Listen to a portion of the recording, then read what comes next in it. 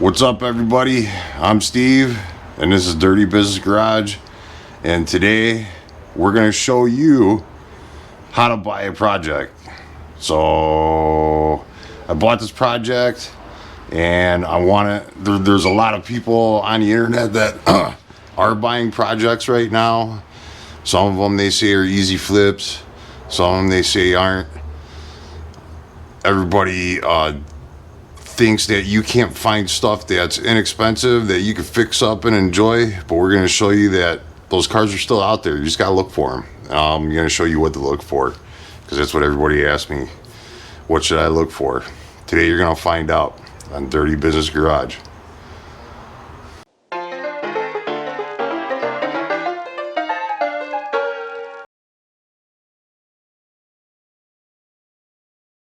Hi everybody. So I bought this 1965 Cutlass off of Craigslist, and everybody's going to tell you that Craigslist is dead and you can't find a deal and you can't find a cool car for a decent price, and I'm here to tell you that it's all wrong. But more importantly, what I want to show you is exactly what to look for when you go finally look at the car. I get it, you're going to get Craigslist flakes, or you're going to get a lot of running around. You can play that game, but it doesn't benefit you anything. All it does is waste your time. So let's get down to it, and I want to walk you around this car and show you what you should look for during the Craigslist ad, the minimal amount of questions that you need to ask in order to get to what information you want, and then finally, once you inspect the car, all the stuff you need to look for. So let's do that. So walking up on it, here's a car. It's white and it looks kind of junky. So what I'd like to do is walk around it with you real quick. So, okay. We contacted the people that owned it. It was a little bit of running around.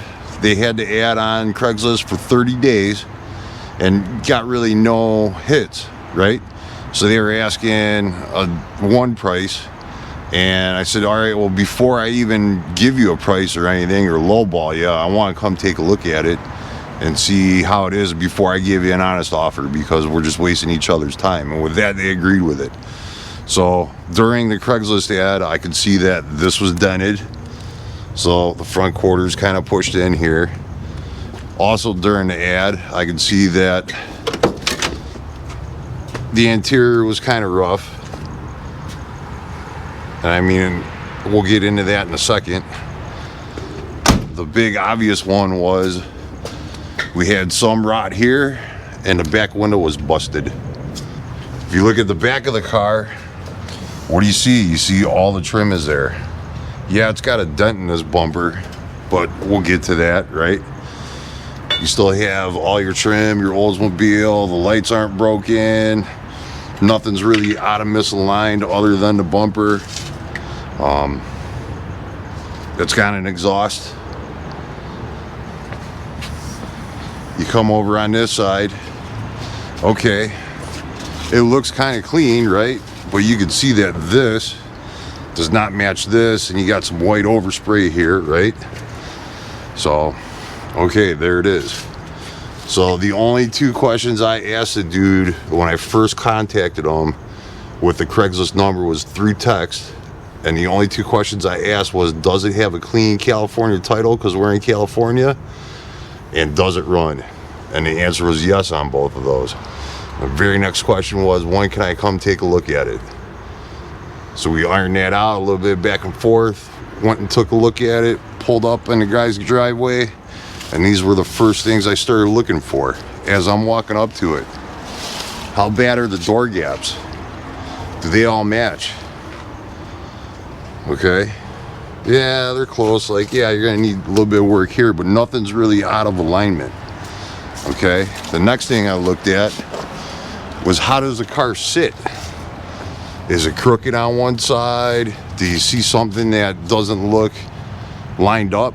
Like, oh, okay, you know, maybe the front tires are kind of cockeyed, or, you know, maybe like there's a completely different quarter panel that doesn't match the rest of it. Like, you're gonna want to look at all these things. Okay, look, all the trim is there. There isn't any missing pieces. The glass is there, the trim ring for your turn signals is there, even though the lens isn't there.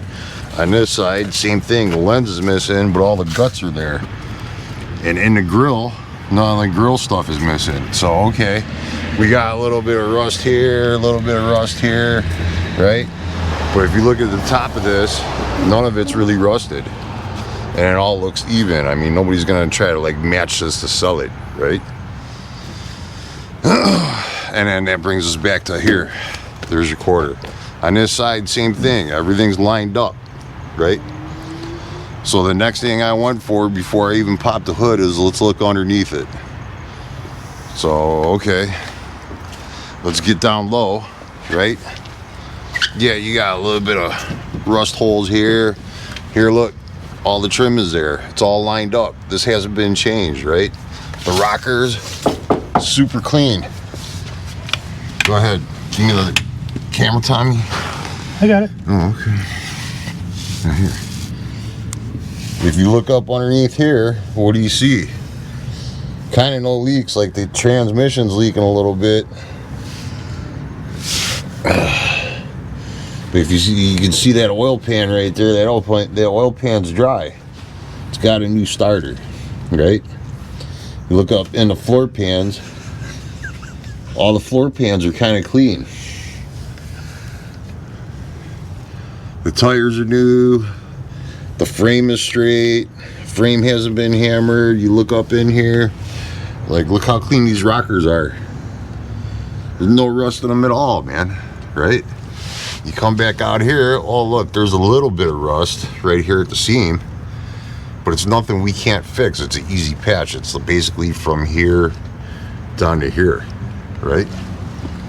Okay, so let's get back into this interior. We got all the trim pieces, all the trim around the window. This door lines up with all your gaps, right? Everything's all nice and straight. It hasn't been bondoed and painted a million times. Yeah, you got this bubble, right? Let's go to the obvious thing real quick. Here's our trunk. The trunk's kind of rusted, okay? The window's busted, so all up underneath here is probably gonna be fixed. I don't know if that comes up on camera, but it's all bubbled. So you're looking at one major panel so far, right? So we got one major panel here, a lower quarter on the passenger side. Okay, let's look inside the car.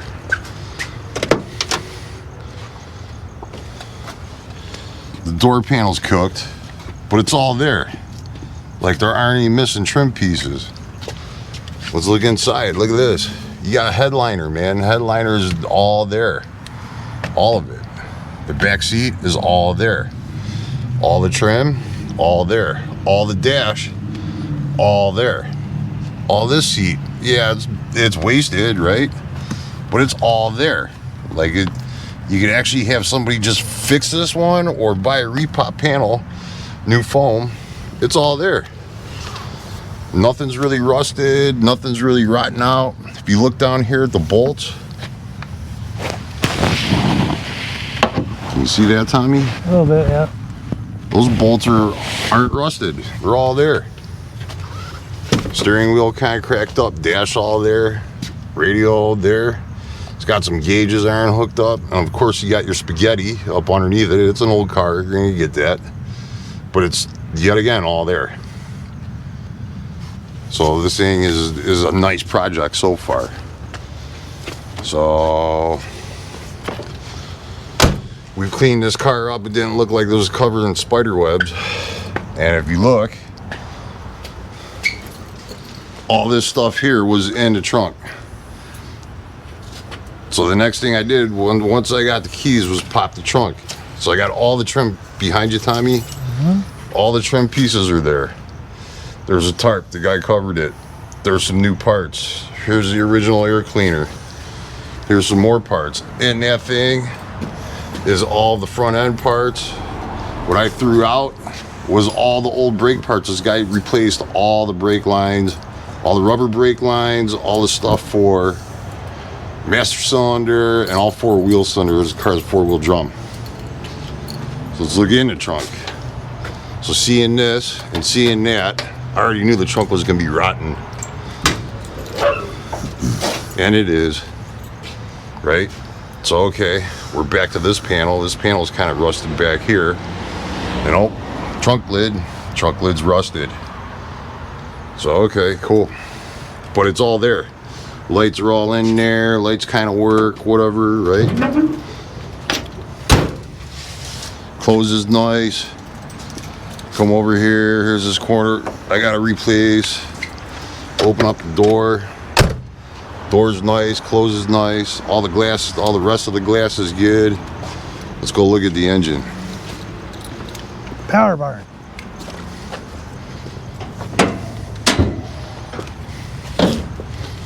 Okay, so what we got? We got the original engine. They've upgraded the distributor. There's our new master. There's our, maybe it's new, probably old. Alternator. Car's got power steering. Car used to have air conditioning. There's all the remnants there. You can see where they sawed off the tubes right there. But there's your condenser dryer right there, and then your evaporator here, your condenser here. It's all there. You're not missing a fan shroud. The thing is the wrong color. Okay, but it's all there, and it all pretty much is stock. If you look down in here, okay, what do you got? You got a little bit of weepage from that water pump, and you really got to know what you're looking for, but I'm going to get into that in a second, right? On types of cars, types of engines, so on and so forth. Open this up. What you got? You got mud water. So even before I start this thing, I could tell somebody tried to fix a leak in here.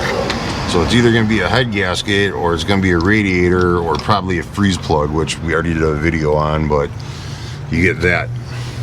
Problem number 1, check the oil is good. Check the transmission fluid, transmission's good. Check the power steering good. Brake fluid good. Okay, where's your keys, buddy? Let's start this thing up and see if it fires.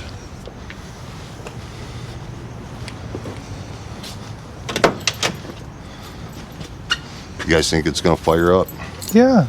It's got a drain on the battery. We've had it plugged in this whole time. We'll have to find out, huh?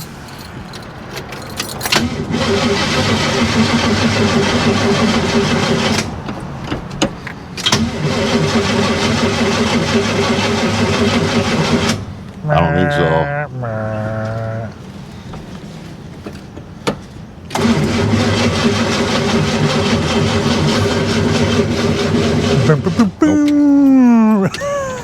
Wah wah.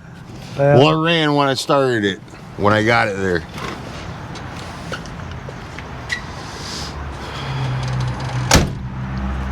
Okay, so the thing I want you guys to consider before you even call or look at a car is you have to know what you're looking at in your budget.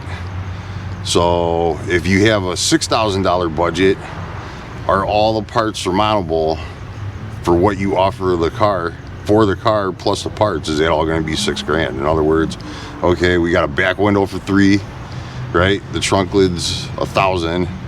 Floor pans are probably going to be like $600. This all goes into your offer. So before I made the guy an offer, I said, let me think about it, do my research, and figure out how much the parts are going to be before I make you an offer. So I did, and I offered the guy $27 for the car, and he took it under the understanding that, hey, I'm going to need to fix this thing up. So the last thing, but it should be the first thing, but I'm going to put it as the last thing, is that when you do this, make sure you pick a car that you're going to be able to get parts for. Like AMCs are cool, but this thing's an A-body GM car, so if it's Chevelle, Pontiac, Oldsmobile, they all share the same floor pans, trunk pans, it's all the same. The only thing that's like proprietary is the engine and the transmission, and they made enough of them that, guess what, you can still get parts for it. So these are all things to consider, and I hope this video helped you out. And you guys got anything else to add? Rock and roll, man. I got something to add.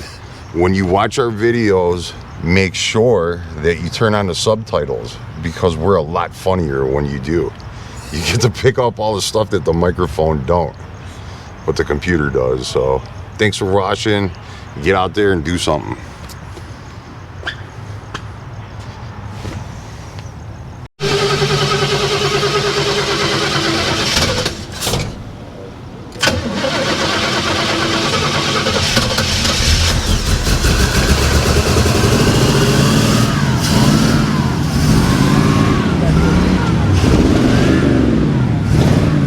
Outside perspective.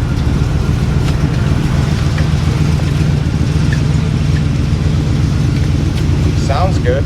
It sounds like shit. It's missing really bad.